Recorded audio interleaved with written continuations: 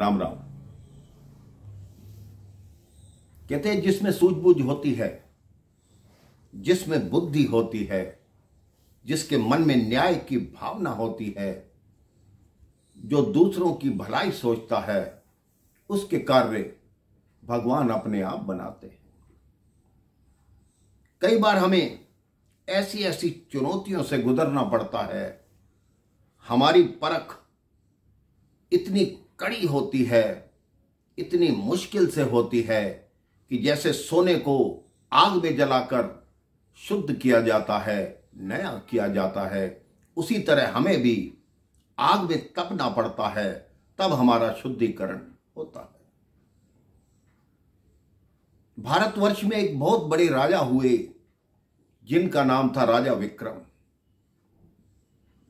उनके सामने समस्या ये थी कि अपने पुत्रों में से किसको अपना उत्तराधिकारी बनाएं, किसको राजा बनाएं, क्योंकि उनके 100 पुत्र थे,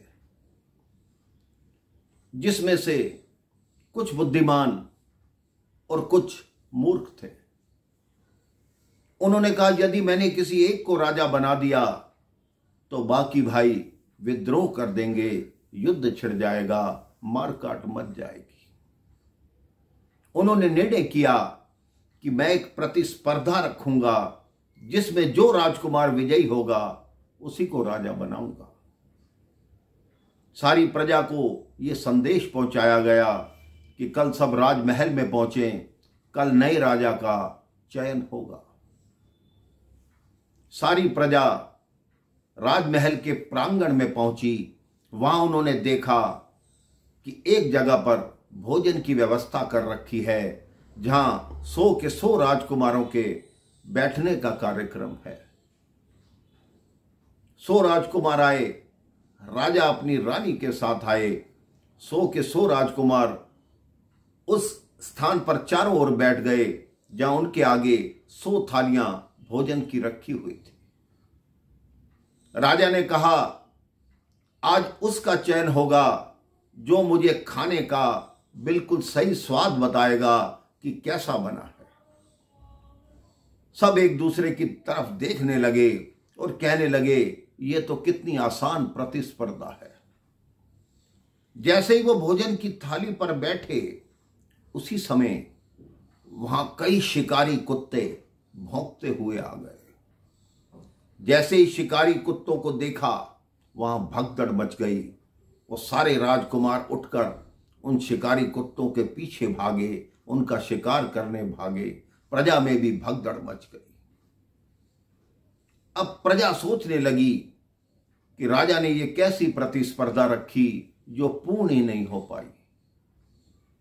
राजा ने अगले दिन प्रातः अपनी प्रजा में फिर ढिंढोरा पिटवाया और कहा कि आज राजा का चयन हो जाएगा, कल की प्रतिस्पर्धा का जो परिणाम है वो आपके सामने आएगा। फिर महल लगा, दरबार लगा, सारी प्रजा आई। राजा ने सबसे बड़े राजकुमार से पूछा कि बताओ भोजन का स्वाद कैसा था।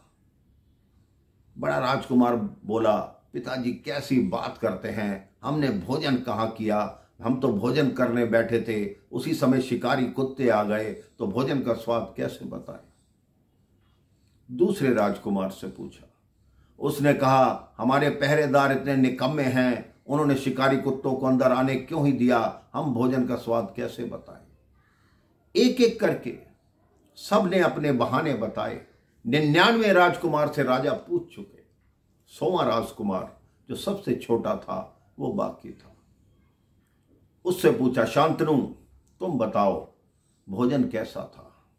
उसने कहा पिताजी भोजन बहुत स्वादिष्ट था, खासकर जो खीर बनी थी वो तो मैंने बहुत ज्यादा खाई, उसका स्वाद सबसे अच्छा था।